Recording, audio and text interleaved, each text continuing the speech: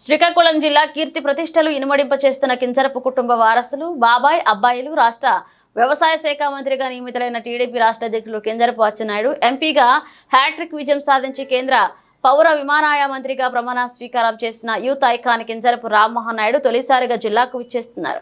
ఈ మేరకు విశాఖపట్నం చేరుకున్న వారికి విమానాశ్రయంలో శ్రీకాకుళం నియోజకవర్గ శాసనసభ్యులు గొండు శంకర్ హార్దిక స్వాగతం పలికారు.